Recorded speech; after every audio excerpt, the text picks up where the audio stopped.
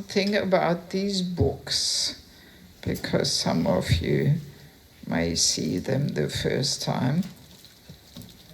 So as we mentioned, I have an Institute for Spiritual Culture where I put all different courses together. I'm basically sharing what I learned in Bangladesh, how to actually live this philosophy. I strongly feel that we need some literature that makes Prabhupada's teachings accessible to us.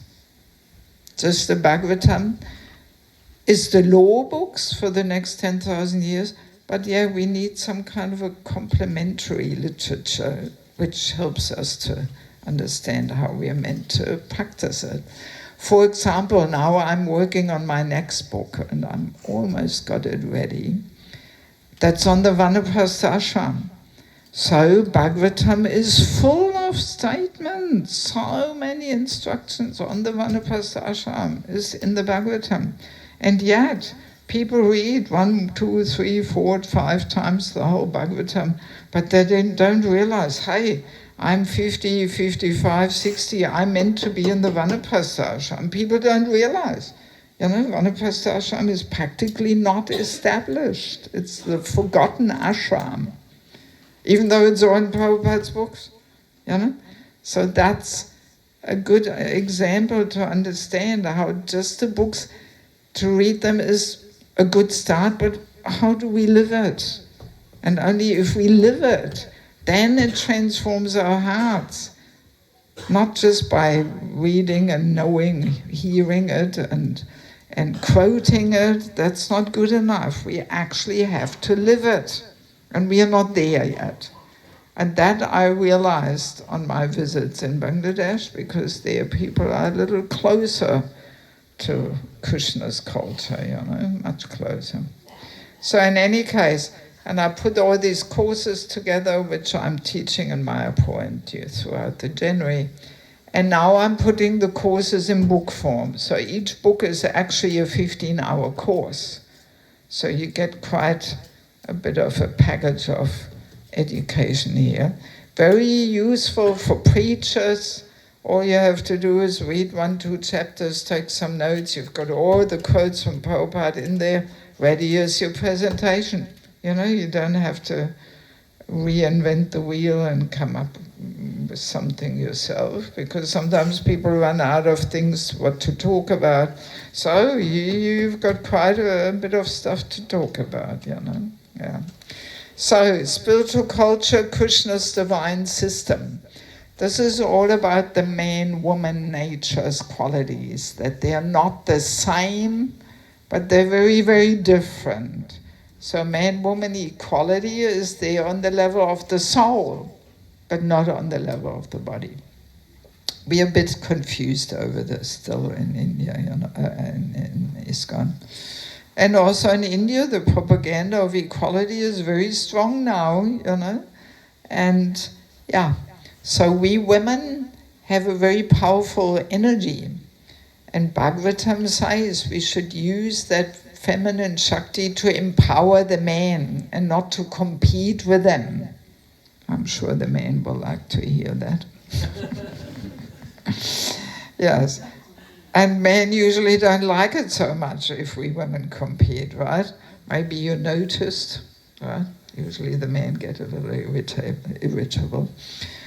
So this book is a must for every woman. Also young girls, 12, 13, 14, they can easily read this. It's all about women, the book. So every woman who wants to have harmonious relationships with men in her life should read this. You will find a lot of good ideas and tips in there. And also every man who wants to get the empowerment and support of a woman should also read it. Right? Often the book is used even as a handbook for brahmachari training, like Puni, Chaupadi, they all have this in the men's ashram, and they use it, they read it, so that the men also understand what important role we are meant to play, actually.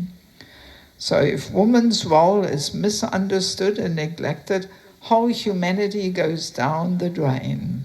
And that's what's happening in Kali Yuga. Yes, it's quite mind-blowing when you read it. Then we have sheltering relationships. This is all about the importance of having a counselor, especially these subtle things of envy, false ego. We need this well-wishing friend in our life who can point things out to us, who can correct us, who can help us to move forward step by step. Our Diksha Shiksha gurus, they're too far as a rule. They're too far away. They don't really see, how we practice, how we serve, how we cooperate, how is our sadhana, and. Yeah, so very important topic. When you read this, you will be clear that without having a counselor and eventually becoming one to others, we actually cannot make advancement. And there is also this topic of envy in it, culture of correcting others, culture of respect, so many things. Then we have the false ego, our constant companion and troublemaker. I think title speaks for itself. False ego is so subtle, we usually don't even identify it, And we can easily feed and boost the false ego, all in the name of preaching and Krishna consciousness, instead of subduing and dissolving it. It's all happening massively. People don't even realize, Yes. So there's a lot of good things in it. I got a lot of good feedback on this, not wanting to glorify myself. But the topic is so important, yes. And there's a whole chapter on chanting also, in japa and kirtan. Because kirtan can be the opportunity to show off and feed and boost our false egos. Yes, it's all happening, Yeah. So, powerful combination, false ego and holy name. And then we have entering the Grihastha ashram. How to do it, how better not to do it. Even here in India, we need a bit of help with this. Our matchmaking needs to be fine-tuned. Here in India, people only look at caste and money. Often they don't even look at devotional levels of compatibility, at taste and character, and. And the worst is that people don't give the boy and the girl enough time to talk about things. There's so many things that should be discussed before we sign the contract. So in this book you will find a list of over 200 questions and topics which they should discuss in the presence of a parent or matchmaker or counselor or whatever, So we are not promoting some boyfriend-girlfriend relationship. No, not at all.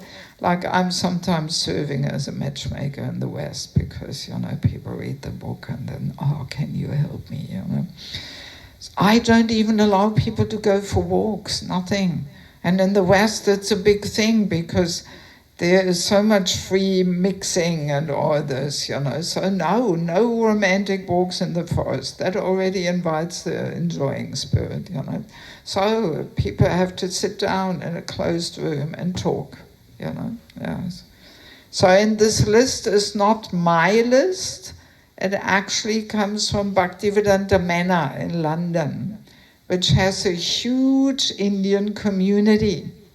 So it's a list for Indian people. It's not a German list. Just in case you may have some doubts thinking, what's this thing now from Germany, No, I find this list excellent. I saw quite a few lists. Different gurus in ISKCON also have their lists, what their disciples should talk about before they get married. But this list I found the best, because it really makes you reflect. You have to think. And people always give me this feedback, going through this list, they don't only get to know the other person, but they get to know themselves. Yes. What's important to them? What are they looking for? And what they don't want? And, yes. We have to be clear on this. Because, see, now in India, the divorce rate is going up. And I think one reason is the lousy matchmaking. Because I travel all around the world, many communities in the West, the main congregation is from Indian families, like US, Canada, USA. There's communities where not a single Western-bodied person comes to the Sunday program. It's all Indians. Yeah, like Baltimore and so on, yeah. Yes, and you would not believe how many mismatched, unhappy couples I meet from Indian families. And when I ask them, so why did you get married? Oh, our parents put us together. Well, how long did you talk before? Oh, we met once for 15 minutes in the temple room at a program. That was the only association people had. Once meeting 15 minutes in the temple room. So I think even when you buy a computer, you spend a bit more time, right? Than, 15 minutes. You look at this model, that model, what can this one do, what can that one do, and what do I need, and what do I want? So what to speak of marriage? It's such an important lifetime decision, Yes.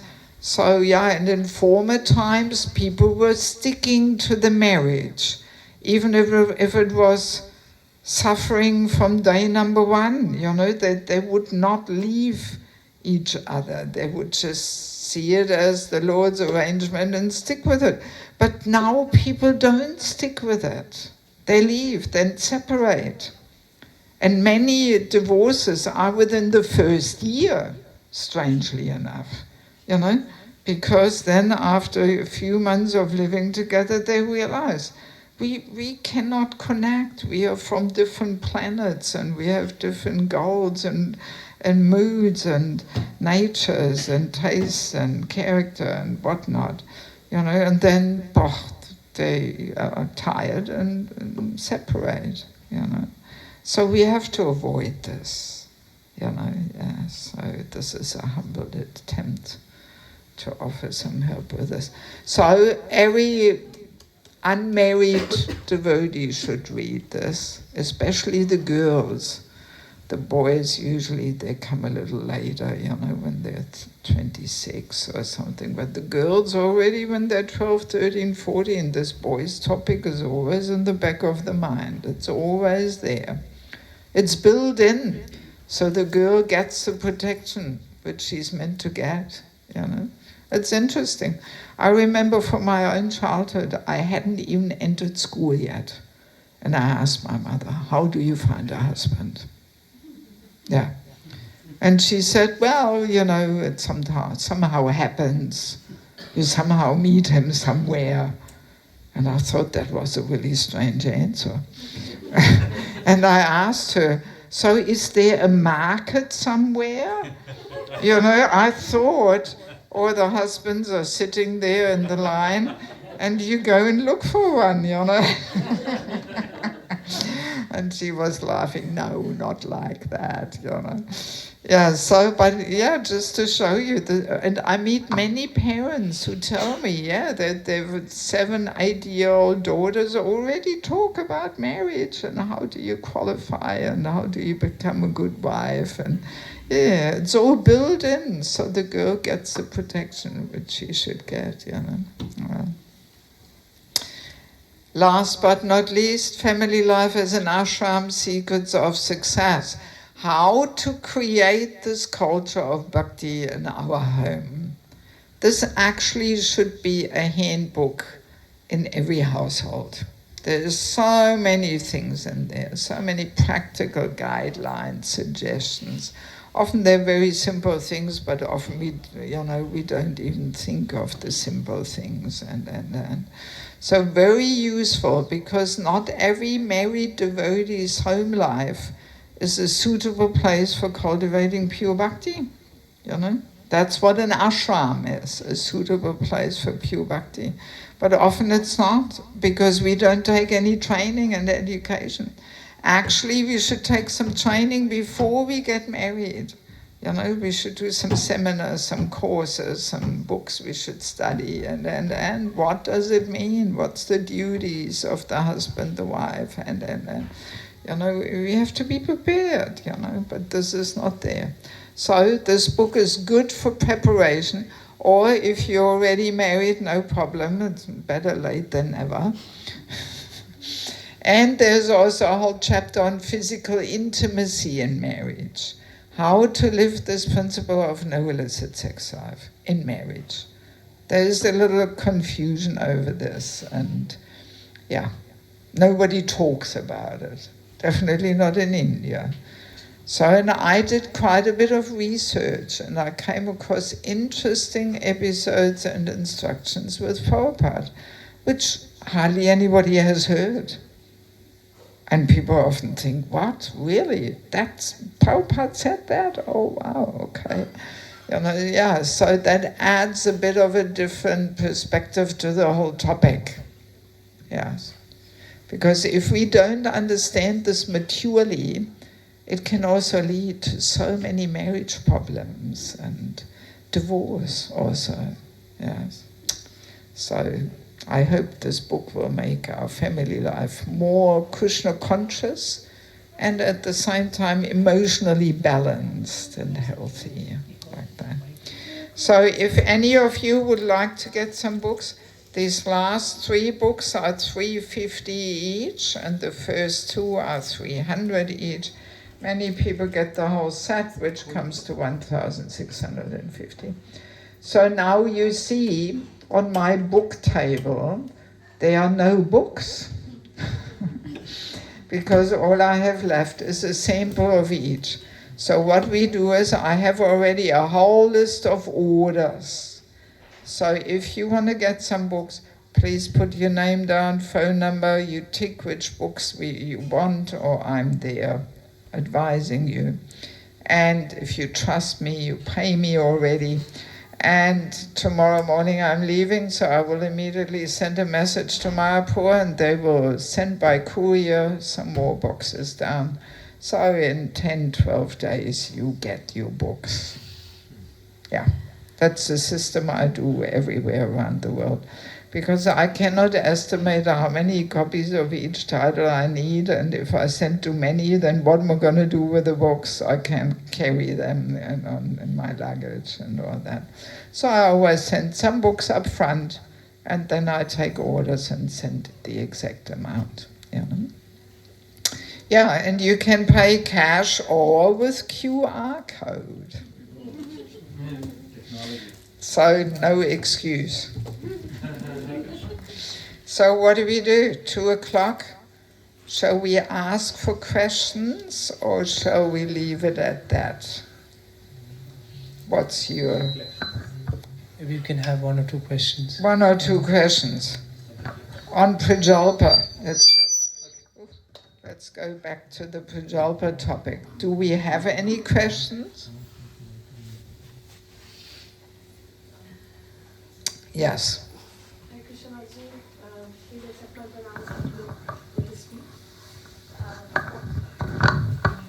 It was a very insightful and a very wonderful session. Thank you so much again. Mataji, my question is related to one of the things that you brought up in the session, that when sometimes you are stuck in certain, some thought in the mind which keeps going around in the mind like circles. And especially when you're chanting, it just doesn't stop. That chanter is not stopping. So, and it was an insight for me to know that it is actually the false ego that's bringing that happen. Yes. So how do we really deal with it? What is the effective way to drop that chatter and, not just get back to the chanting, but otherwise also, deal with it in a way which helps us and we are able to do away with or identify the false ego and the problem within us. Yes. Okay, good. Thank you so much.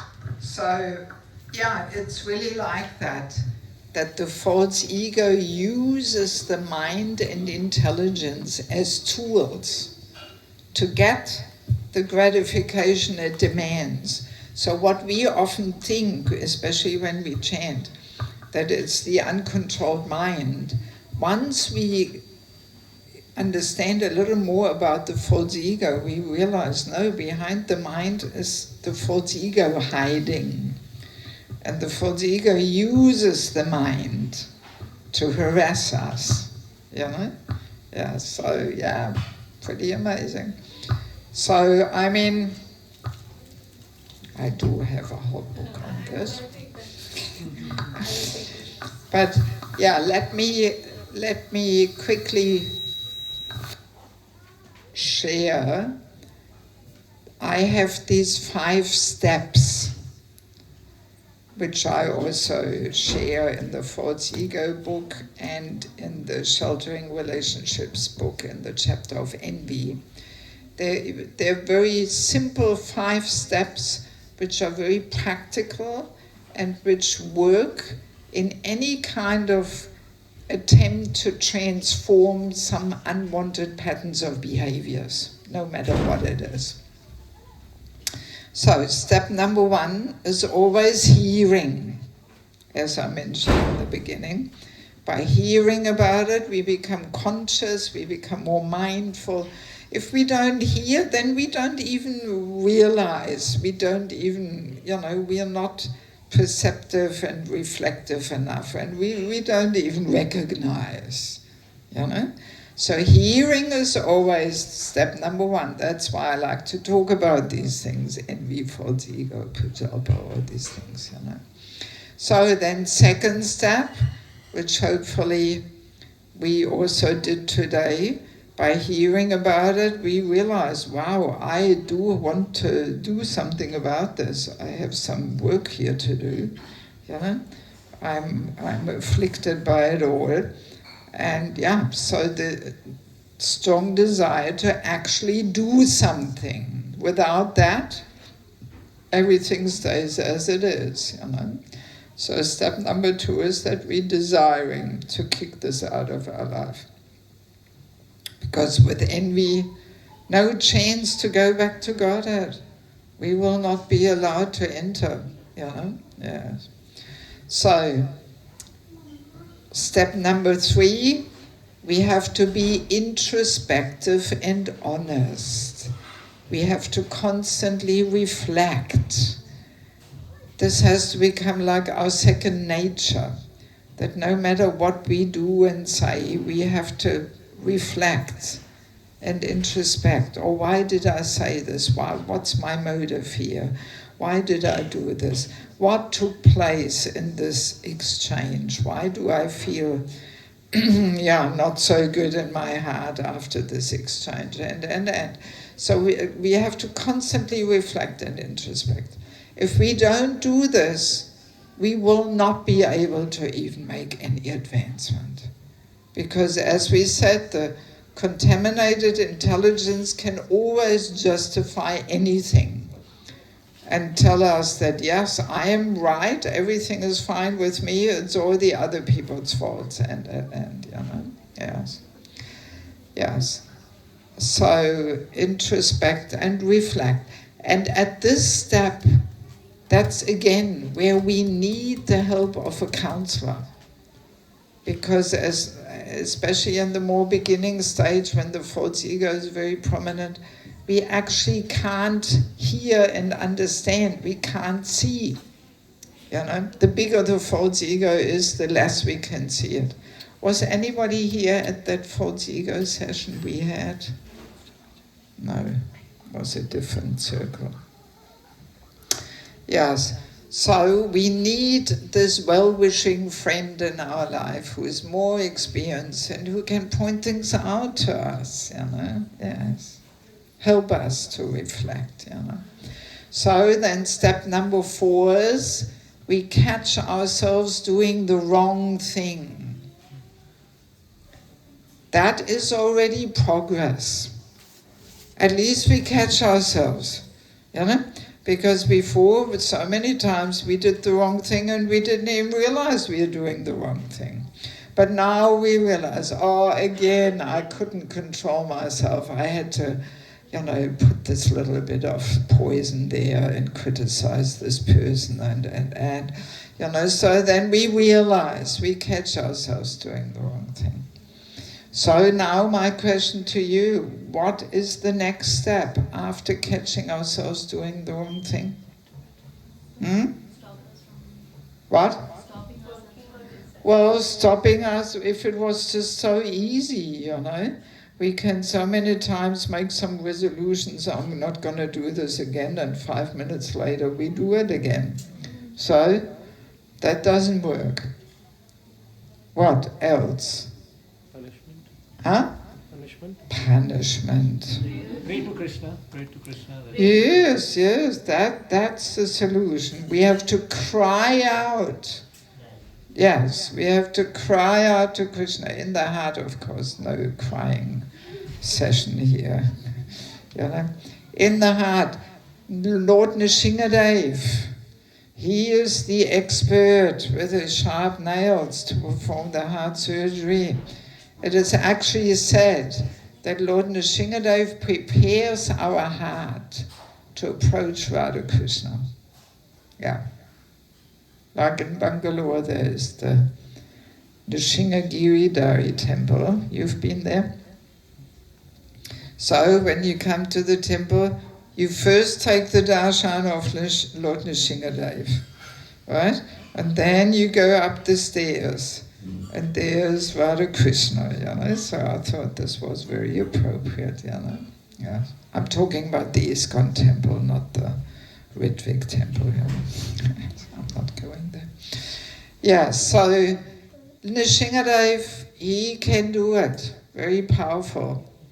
But our problem usually is that we still hang on to these hopes and illusions that all this envy and false ego will give us some juicy fruits to enjoy. And that's why we are not so serious, We say to Krishna, yeah, all right, this material desire you can take, but not that one, not now, maybe a little later or something. So we hang on to it, But yeah, Lord Nrsingadev, very powerful. If we really beg him to pull out these Hiranyakashipus, because envy, false ego, that's Hiranyakashipu. Nobody else but that.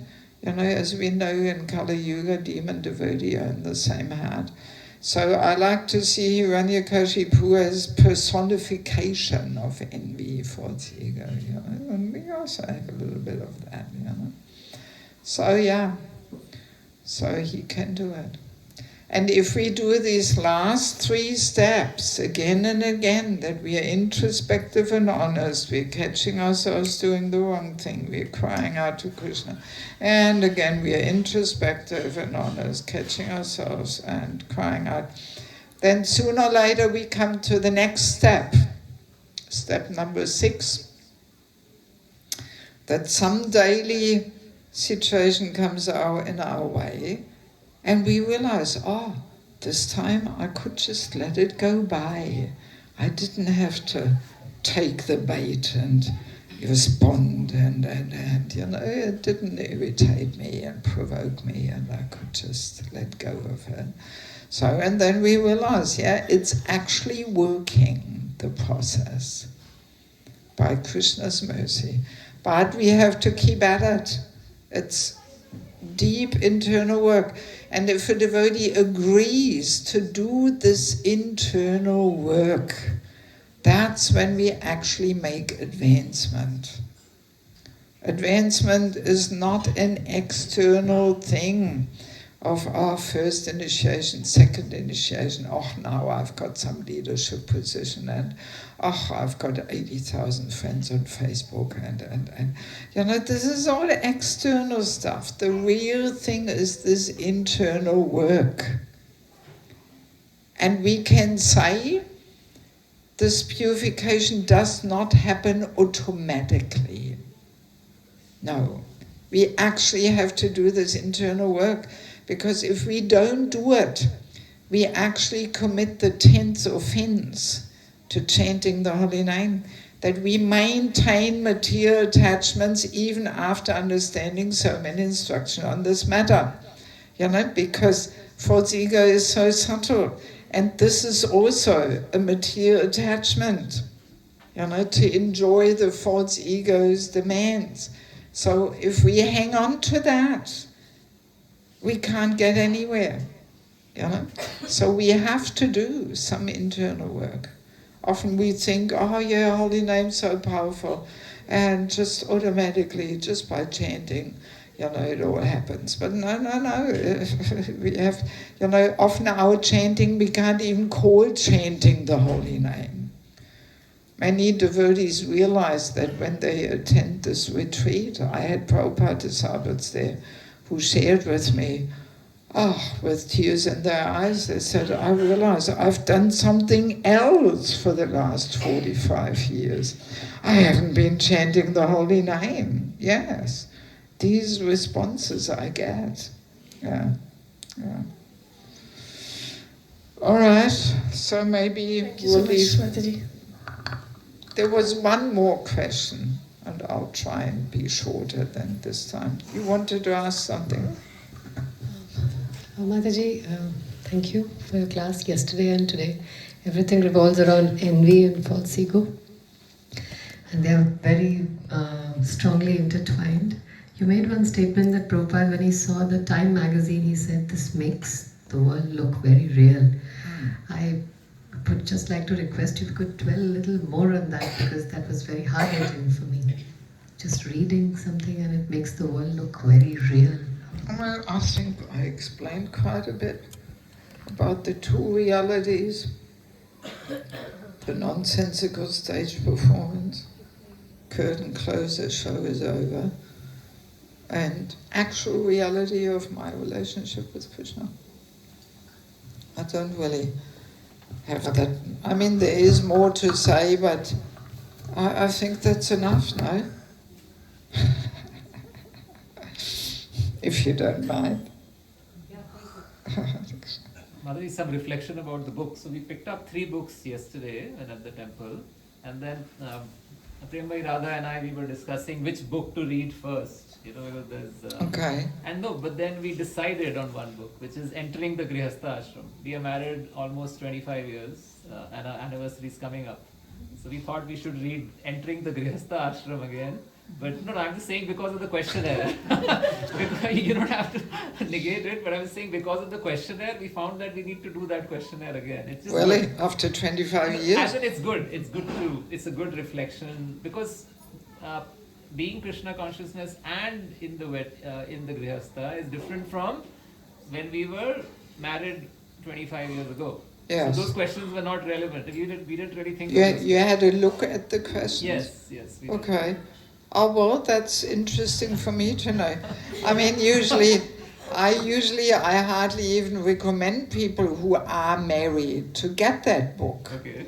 Unless they have, teenage children, and especially daughters, or they want to help others, to find a good match and all that. Otherwise, I usually, especially after 25 years, I usually don't recommend people even to get that book. I usually tell them that's the only book which may not be so relevant to you. Because, I mean, half of the book is really about matchmaking.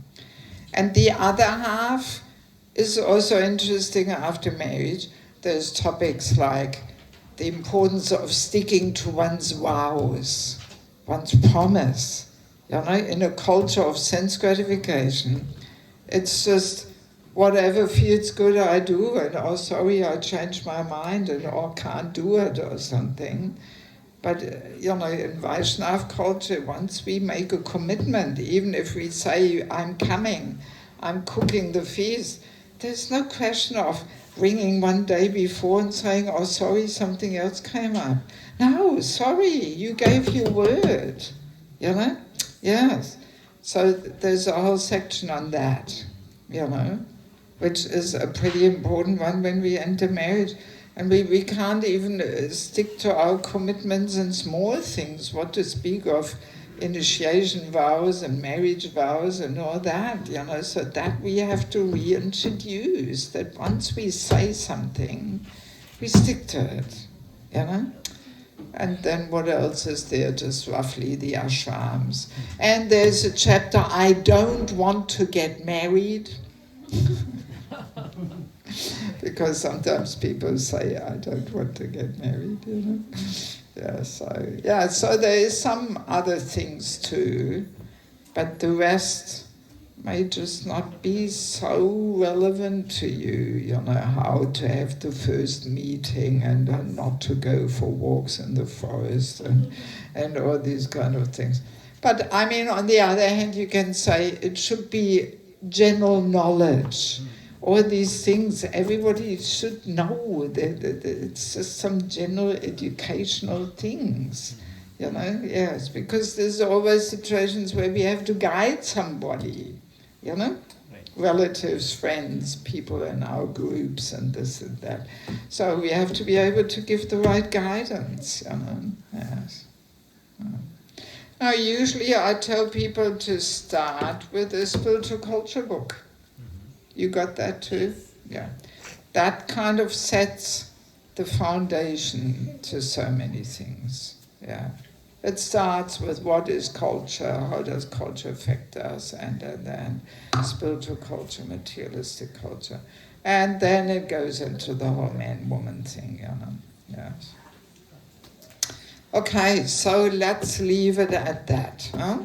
And whoever wants some books, today is your last chance. Tomorrow morning I'm leaving. So because sometimes, 3 days after I leave, then people write an email. Oh, I want the false ego book. Oh, well, sorry, then I have already given the order to Mayapur. The box is already on the way. You missed out, so, yes. So, yeah, today, please.